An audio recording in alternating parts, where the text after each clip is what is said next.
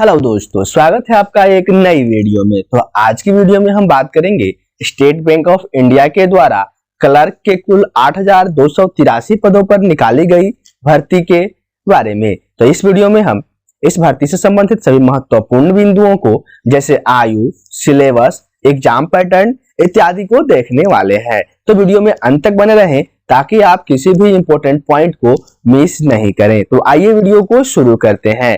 और वीडियो शुरू करने से पहले अगर आप चैनल पर नए हैं तो चैनल को सब्सक्राइब करके बेल आइकन को प्रेस जरूर कर दीजिए ताकि आने वाले वीडियो के नोटिफिकेशन आपको मिलते रहें। तो सबसे पहले हम वैकेंसी डिटेल को देख लेते हैं। तो टोटल पोस्ट जो है वो 8,283 पदों पे भर्ती होनी है। तो इसमें जो है जनरल कैटेगरी के 3,515 पद, ओबीसी यानी अदर बैकवर्ड कास्ट के लिए 1,919 पद, ईडब्ल्यूएस के लिए 817, एससी के लिए 1,284, एसटी के लिए 748 पदों पे भर्ती होनी, यानी कुल मिलाकर के 8,283 पदों पे भर्ती होगी एसबीआई क्लर्क के लिए। तो इसमें हम इसके बाकी महत्वपूर्ण बिंदुओं को देख लेते हैं। तो इसमें इंपॉर्टेंट डेट जो है हमारा फॉर्म भरना शुरू हो गया है 17/11/2023 से। वही फॉर्म भरने की अंतिम तिथि 10/12/2023 रखी गई है एसबीआई के द्वारा। अगर आप एग्जाम फी पे कर रहे हैं तो इसके लिए जो है 10/12/2023 ही अंतिम तिथि है। वहीं अगर बात कर ली जाए एग्जाम डेट की, यानी कि प्री एग्जाम जो है वो आपका जनवरी 2024 में होने वाला है। वहीं मेन एग्जाम यानी कि मेंस जो है वो फरवरी 2024 में होगी। और दोनों एग्जाम्स के एडमिट कार्ड की अगर हम बात कर लेते हैं तो एडमिट कार्ड जो है हमें एग्जाम के पहले अवेलेबल करवा दिया जाएगा। तो इसके लिए जो है इसके ऑफिशियल साइट यानी कि स्टेट बैंक ऑफ इंडिया के ऑफिशियल साइट को विजिट करते रहने की आवश्यकता होगी, या फिर जैसे ही कोई नोटिस आता है तो फिर हम आपको एक नई वीडियो के साथ उसे इन्फॉर्म जरूर करेंगे।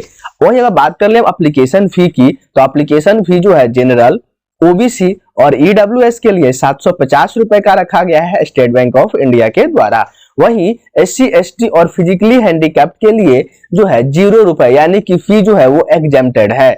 वहीं अगर बात की जाए मोड ऑफ पेमेंट की, तो पे करने की जो विधि है हमारी वो डेबिट कार्ड, क्रेडिट कार्ड और नेट बैंकिंग से जो है पेमेंट कर सकते हैं। साथ में आप यूपीआई का उपयोग करके भी आप पेमेंट कर सकते हैं, जिसको हम फोन पे या फिर गूगल पे की सहायता से कर सकते हैं। तो उसके बाद जो हम देख लेते हैं आपकी एज को, तो एज जो है वो 1/4/2023 तक कैलकुलेट किया जाएगा। वही मिनिमम एज जो है 20 साल और मैक्सिमम एज जो है वो 28 साल का होना चाहिए। अगर इसी बीच के आप हैं तो फिर आप इस फॉर्म को अप्लाई कर सकते हैं। लेकिन SBI state bank of India के इस नोटिस में आपको एज रिलैक्सेशन भी मिल जाता है, जिसमें एससी एसटी के लिए 5 साल, ओबीसी के लिए 3 साल, फिजिकली हैंडीकैप्ड जनरल और ईडब्ल्यूएस के लिए 10 साल और फिजिकली हैंडीकैप्ड एससी एसटी के लिए 15 साल की छूट मिलती है। वहीं फिजिकली हैंडीकैप्ड ओबीसी के लिए 13 साल का छूट मिल रहा है। तो अगर आप एससी एसटी कैटेगरी से बिलोंग करते हैं तो फिर अगर आप 33 साल के भी हो गए हैं तो फॉर्म भर सकते हैं। वहीं अगर आप ओबीसी से हैं तो फिर अगर आप 31 साल के हैं तो फिर फॉर्म भर सकते हैं, क्योंकि यहाँ पे एज रिलैक्सेशन जो है हमें 5 वर्षों का, 3 वर्षों का मिला हुआ है। एससी एसटी के लिए 5 वर्ष और ओबीसी के लिए 3 वर्षों का। वहीं आपको फिजिकली हैंडीकैप्ड के लिए 10 साल की छूट आपको दी जा रही है एज रिलैक्सेशन के रूप में। अगर हम बात कर ले एलिजिबिलिटी क्राइटेरिया की, तो यहाँ पे जूनियर एसोसिएट यानी कि क्लर्क के पदों पे जो कि 8,283 पदों पे भर्ती होनी है, इसके लिए आपके पास बैचलर डिग्री होनी चाहिए भारत के किसी भी रिकॉग्नाइज यूनिवर्सिटी से। यानी कि अगर आप भारत के किसी भी यूनिवर्सिटी से ग्रेजुएशन आपने अगर करी है नॉर्मल, तो फिर आप इस फॉर्म को भर सकते हैं। साथ में आपके पास लोकल लैंग्वेज का नॉलेज होना चाहिए। तो लोकल लैंग्वेज का नॉलेज यानी कि मदर टंग तो सबको पता होता है भाई, मदर टंग तो मदर टंग में सबको पता होता है। तो वहीं आपके पास एक ही डिग्री चाहिए आपके पास कि बैचलर डिग्री आपके पास होनी चाहिए। अगर आप ग्रेजुएट हैं तो फिर इस फॉर्म को आसानी से भर सकते हैं।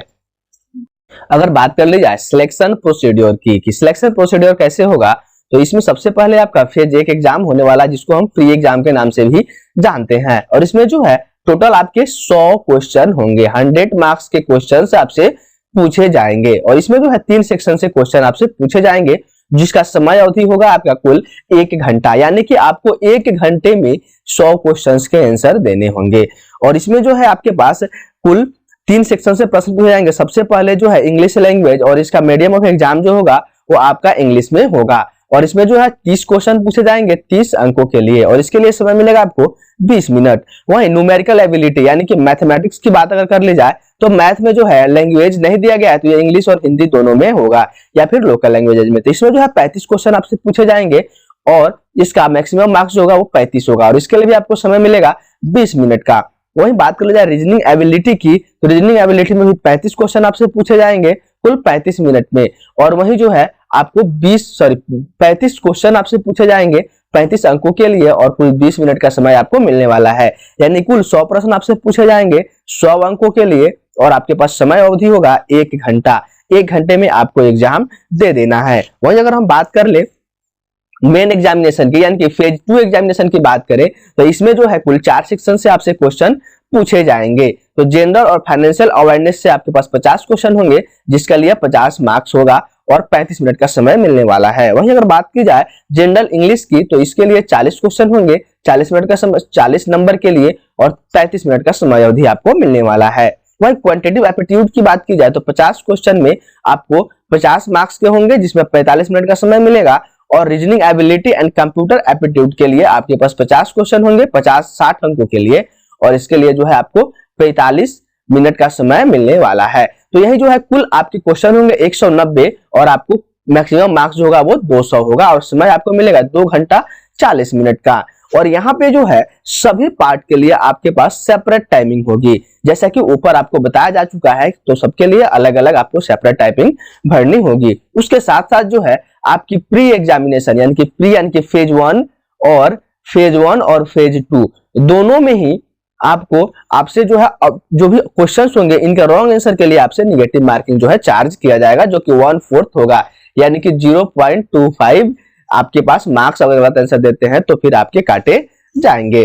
अगर बात कर ली जाए सैलरी की तो सैलरी जो है आपका पे स्केल होगा 17,900 से लेकर के आपका 47,920 जिसमें आपका स्टार्टिंग बेसिक सैलरी जो है 17,900 होगा और इसके साथ साथ जो है आपको प्लस 2 एडवांस इंक्रीमेंट यानी कि 2 जो है एडवांस इंक्रीमेंट आपको इसमें शामिल हो जाएंगे। तो यहाँ पे आपको मिल जाएगा 19,900 आपका बेसिक पे। उसके साथ साथ जो है आपको डीए मिलेगा और उसके साथ आपको एचआरए मिलेगा और बाकी के अलाउंस मिलेंगे। तो आपको पता है डीए का रेट अभी जो है 46% चल रहा है और एचआरए जो है आपको 4% और 8% आपका चल रहा है। तो यहाँ पे ये जो आपका पेमेंट लगभग बनकर के हो जाएगा 30K प्लस है।